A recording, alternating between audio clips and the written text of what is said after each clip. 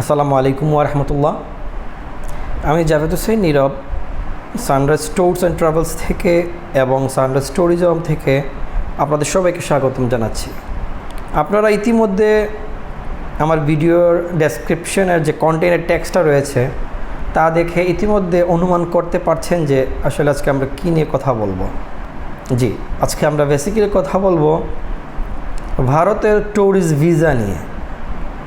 ভারতের tourist visa পেতে আপনাকে কি কি ডকুমেন্ট প্রোভাইড করতে হবে, আপনি কিভাবে অ্যাপ্লিকেশন করবেন, অ্যাপ্লিকেশন ফর্মের কিছু গুরুত্বপূর্ণ তথ্য দিয়ে আপনাদেরকে সাহায্য করার চেষ্টা করব। হয়তোবা আমার এই ছোটোখাটো তথ্যগুলো আপনাদেরকে ভারতের ভিসা অ্যাপ্লিকেশনের জন্য কিছুটা হলেও সাহায্য করবে। তাহলে চলুন বিস্তারিত আলোচনায় যাই। বাংলাদেশের সবচেয়ে নিকটবর্তী প্রতিবেশী দেশ হচ্ছে ভারত। এই সূত্রে বাংলাদেশ থেকে প্রতি বছর লক্ষ লক্ষ পর্যটক ভারত ভ্রমণে যান।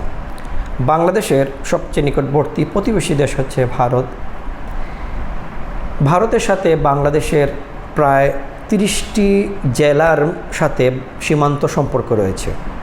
বাংলাদেশের 8টি বিভাগের মধ্যে 6টি বিভাগের সাথে ভারতের সীমান্তবর্তী সীমানার সম্পর্ক রয়েছে। তার মধ্যে সিলেট বিভাগ এবং ময়মনসিংহ বিভাগের প্রত্যেকটি জেলার সাথে ভারতের সীমান্ত সম্পর্ক রয়েছে। এই কারণে বাংলাদেশ থেকে ভারত ভ্রমণের সবচেয়ে জনপ্রিয় কারণ একটি, আর অন্যতম একটি কারণ হচ্ছে ভারত এখন পর্যন্ত স্টিকার ভিসা প্রদান করছে। এই স্টিকার ভিসার ভ্যালু এখনও অনেক বেশি রয়েছে। হয়তোবা অনেক দেশ এখন আস্তে আস্তে স্টিকার ভিসা থেকে সরে গিয়ে ইলেকট্রনিক ভিসাতে কনভার্ট করছে। ভিসা প্রক্রিয়ার জটিলতার কারণে স্টিকার ভিসা থেকে ই ভিসাতে, ইলেকট্রনিক ভিসাতে অনেক দেশ এখন কনভার্ট করছে, কিন্তু ভারত এখনও স্টিকার ভিসা দিচ্ছে। এই কারণে বাংলাদেশি পর্যটকদের অন্যতম একটি কারণ হচ্ছে স্টিকার ভিসা, এবং অন্যতম আরেকটা কারণ হচ্ছে ভারতের সাথে বাংলাদেশের ল্যান্ড বর্ডারে একটা সম্পর্ক রয়েছে। খুব সহজেই কম খরচে ভারত ভ্রমণ করা যায়, এই জন্য ভারতে ভ্রমণের সবচেয়ে বেশি জনপ্রিয় আমরা হয়ে উঠি। 2023 সালের একটি জরিপে দেখা গেছে যে বাংলাদেশ থেকে প্রায় 12,55,960 জন পর্যটকরা শুধু ভ্রমণের উদ্দেশ্যে ভারতে গিয়েছে, যা ভারতের বিভিন্ন দেশ থেকে দ্বিতীয়তম স্থানে। প্রথম স্থানে রয়েছে যুক্তরাজ্য। 2017 সালে কিন্তু বাংলাদেশ থেকে ভারতের ভ্রমণের 1 নম্বর স্থানে ছিল, ভারতের পর্যটকদের 1 নম্বর স্থানে ছিল বাংলাদেশ এবং 2 নম্বর স্থানে ছিল যুক্তরাষ্ট্র। যাই হোক, আমরা এখন আসি মূল আলোচনায়। আজকে আমরা আলোচনা করব ভারতের ট্যুরিস্ট ভিসা পেতে আমাদের বাংলাদেশি নাগরিকদেরকে কী ধরনের ডকুমেন্ট প্রোভাইড করতে হয়। প্রথমে, যদি আপনি বাংলাদেশি নাগরিক হয়ে থাকেন, ভারতের ভিসার জন্য আপনার একটা বৈধ পাসপোর্ট থাকতে হবে, যেটার মেয়াদ অবশ্যই 6 মাসের বেশি থাকতে হবে, এবং ওই পাসপোর্টে আপনার 2টি ব্ল্যাঙ্ক পেজ থাকতে হবে। তাহলে আপনি ভারতের ট্যুরিস্ট ভিসার জন্য আবেদন করতে পারবেন। 2 নম্বর, আপনার যদি পুরাতন পাসপোর্ট থাকে তাহলে অবশ্যই ওই পাসপোর্টগুলো আপনাকে প্রোভাইড করতে হবে। এটা কিন্তু গুরুত্বপূর্ণ একটা জিনিস। আপনার যদি বর্তমানে একটা বৈধ পাসপোর্ট আছে এবং পুরাতন এক্সপায়ার্ড পাসপোর্ট, মেয়াদ উত্তীর্ণ পাসপোর্টগুলো থাকে, যে কয়টাই থাক, আমাদের বাংলাদেশে অনেকের পাসপোর্ট 1টা 2টা 3টা 4টা এরকম থাকে, যে কয়টাই থাকবে সব কটাই কিন্তু ভারতের অ্যাপ্লিকেশনের সাথে ভিসা অ্যাপ্লিকেশন সেন্টারে জমা করতে হয়। এখন ধরেন কোনো কারণে আপনার কোনো একটা পাসপোর্ট লস্ট হয়ে গেছে, হারিয়ে গেছে, সেক্ষেত্রে আপনি আপনার নিকটবর্তী থানা থেকে একটা জিডি করে নেবেন, এবং পাসপোর্ট অফিস থেকে একটা লস সার্কুলার একটা লেটার আছে, ওইটা সাথে জিডি কপিটার সাথে এটা সংযুক্ত করে আপনি ভিসা অ্যাপ্লিকেশনে সময় জমা দেবেন। তাহলে আমরা কি পেলাম? আমাদেরকে প্রথমে লাগবে একটা বৈধ পাসপোর্ট, যেটার মেয়াদ অবশ্যই 6 মাসের বেশি, এবং সেটাতে অবশ্যই 2টা ব্ল্যাঙ্ক পেজ থাকতে হবে। 3 নম্বর লাগছে আমাকে 2x2 সাইজের একটা ছবি, যেটা 2 ইঞ্চি বাই 2 ইঞ্চি, অবশ্যই ল্যাব প্রিন্টের, ব্যাকগ্রাউন্ড সাদা, এবং এটা অবশ্যই 6 মাসের বেশি যেন এটার মেয়াদ না হয়। 4 নম্বর, আমার লাগবে একটি ইউটিলিটি বিলের কপি। ইউটিলিটি বিল বলতে আপনার বাসার অ্যাড্রেস অনুযায়ী আপনার পাসপোর্টে যে অ্যাড্রেস দিয়েছেন, বর্তমান অ্যাড্রেস আপনি যেটাই দিবেন, অথবা আপনার পাসপোর্টে যে অ্যাড্রেস দিয়েছেন ওই অ্যাড্রেস অনুযায়ী আপনাকে একটা বাসার বিদ্যুৎ বিলের কপি, কিংবা গ্যাস বিলের কপি, পানির বিলের কপি, ওইগুলো আপনাকে প্রোভাইড করতে হবে।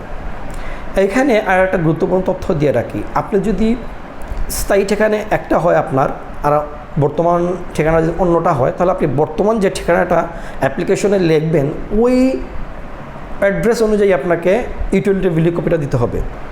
সহজভাবে বলতে গেলে আপনার পাসপোর্টে যদি একটা স্থায়ী ঠিকানা দেওয়া থাকে, কিন্তু আপনি বর্তমানে এখন অন্য একটা জায়গায় আছেন, শহর অঞ্চলে আছেন, গ্রাম থেকে শহরে আসছেন, ওইখানে আপনি থাকবেন বা ওইখানে আপনি আছেন বর্তমানে কোনো একটা কারণে, তখন আপনি ওই অ্যাড্রেসটা যদি আপনি প্রোভাইড করেন, তাহলে ওই অ্যাড্রেস অনুযায়ী আপনাকে ইউটিলিটি বিলের কপিগুলো দিতে হচ্ছে।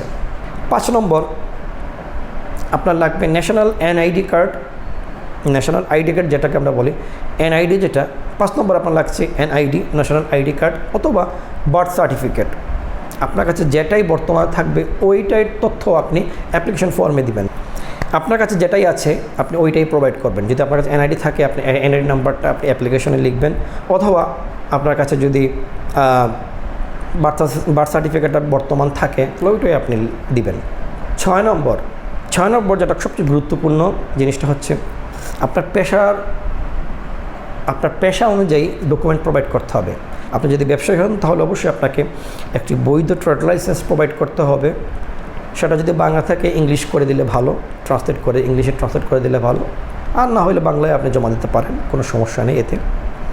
আর যদি আপনি জব হোল্ডার হয়ে থাকেন তাহলে আপনাকে অবশ্যই আপনি যে প্রতিষ্ঠানে জব করবেন ওই প্রতিষ্ঠানের লেটার হেড প্যাডে একটা এনওসি লেটার দিতে হবে, সাথে আপনার জব আইডি কার্ডটা দিতে হবে। সর্বশেষ গুরুত্বপূর্ণ যেটা আপনাকে একটা ব্যাংক স্টেটমেন্ট দিতে হবে 3 মাস মেয়াদের, যেটাতে অবশ্যই 20,000 টাকার সমপরিমাণ ব্যালেন্স থাকতে হবে, এবং ওই স্টেটমেন্টটা অ্যাপ্লিকেশনের সাথে জমা দিতে হবে। তাহলে অনেক সময় আমাদের কাছে প্রশ্ন আসে বা অনেক সময় কোয়ারি আসে, অনেকে আমাদের সাথে প্রশ্ন করে, অনেকে আমাদেরকে কল করে জানতে চান যে আমার তো ব্যাংক স্টেটমেন্ট আছে বাট টাকা পয়সা নাই, এখন কি আমি এই স্টেটমেন্ট দিলে ভিসা হবে কি না, বা আমার স্টেটমেন্ট নাই কী করব। তাহলে আপনি যদি আপনার ব্যাংক স্টেটমেন্ট থাকে বা টাকা নাই, কিংবা আপনার ব্যাংক স্টেটমেন্টই নাই, কী করবেন? তাহলে আপনি অবশ্যই ডলার এন্ডুস করতে পারেন। ওইটা যে কোনো সরকারি ব্যাংক বা বেসরকারি ব্যাংক থেকে আপনি $150 একটা এন্ডুস করে নেবেন, এবং ওই এন্ডুসের কপিটা সাথে জমা দিলেই আপনার হয়ে যাচ্ছে। অথবা আপনার যদি ক্রেডিট কার্ড কিংবা ডেবিট কার্ড ডুয়েল কারেন্সি করা থাকে, ওই ডেবিট কার্ড বা ক্রেডিট কার্ডের কপিটা ফটোকপি করে আপনি অ্যাপ্লিকেশনের সাথে জমা করে দিবেন। আমি আবার এক নজরে বলি, ভারতের ট্যুরিস্ট ভিসা পেতে আমাদেরকে কী কী রিকোয়ারমেন্ট প্রোভাইড করতে হচ্ছে। 1 নম্বর, আমাকে দিতে হচ্ছে একটা বৈধ পাসপোর্ট, যেটার মেয়াদ অবশ্যই 6 মাসের বেশি এবং যেটার 2টা ব্ল্যাঙ্ক পেজ রয়েছে। 2 নম্বর, আমাকে প্রোভাইড করতে হচ্ছে আমার যদি কোনো পুরাতন পাসপোর্ট থাকে মেয়াদ উত্তীর্ণ, ওই সব পাসপোর্টগুলি আমাকে প্রোভাইড করতে হবে। যদি কোনো একটা পাসপোর্ট হারিয়ে যায়, সেই পাসপোর্টের একটা জিডি কপি এবং সাথে একটা ল সার্কুলার কপি দিতে হবে। 3 নম্বর, আমাকে দিতে হচ্ছে 2 ইঞ্চি বাই 2 ইঞ্চির একটা নতুন ল্যাব প্রিন্টের ছবি, যেটা ব্যাকগ্রাউন্ড সাদা হতে হবে এবং 6 মাসের বেশি যেটা মেয়াদ হবে না, 6 মাসের অতিক্রম যেন করে না ছবির মেয়াদটা। 4 নম্বর, আমাকে ন্যাশনাল এনআইডি কার্ড অথবা বার্থ সার্টিফিকেটের কপি দিতে হচ্ছে।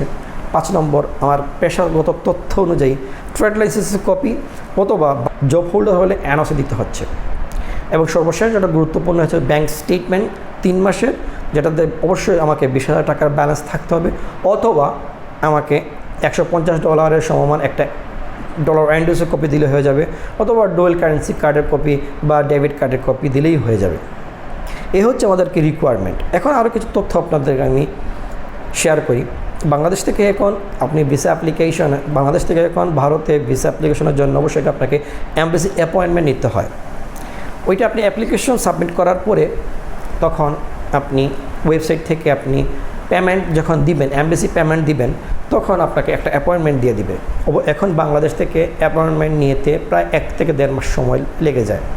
আপনি ওই নির্দিষ্ট ডেটে আপনি অ্যাপ্লিকেশনটা গিয়ে জমা দিবেন। যদি আপনি কোনো কারণে ওই ডেটে গিয়ে অ্যাপ্লিকেশনটা জমা দিতে না পারেন, তাহলে অবশ্যই আপনাকে কয়েকদিন আগে আপনি ওই ডেটকে পরিবর্তন করার জন্য ভারতের ভিসা সেন্টারে একটা মেইল করতে হবে। ইমেইলের মাধ্যমে জানাতে হবে যে আজকে অ্যাপয়েন্টমেন্ট আছে, আপনি ওই তারিখে উপস্থিত থাকতে পারবেন না, এই জন্য আপনাকে পরিবর্তিত একটা ডেট ওরা দিয়ে দেওয়ার জন্য অনুরোধ করবেন। এ হচ্ছে কিছু গুরুত্বপূর্ণ তথ্য। আশা করি আপনাদের ভারতের ট্যুরিস্ট ভিসা পেতে আমার এই ছোটোখাটো তথ্যগুলো আপনাদের কাজে লাগতে পারে। আরও কোনো তথ্য যদি জানার থাকে অবশ্যই আমার ভিডিওতে আপনাদের গুরুত্বপূর্ণ কমেন্ট করে জানিয়ে দিবেন। ইনশাআল্লাহ আগামীতে আরও কোনো দেশের ভিজিট ভিসা বা অন্য কোনো ভিসা নিয়ে আমরা আলোচনা করব। আমাদের সাথে থাকবেন। অবশ্যই আমার পেজ, আমার আইডিকে আপনারা লাইক, ফলো দিবেন এবং এই ভিডিওগুলো শেয়ার করবেন। সাথে থাকার জন্য ধন্যবাদ। আসসালামু আলাইকুম ওয়া রাহমাতুল্লাহ।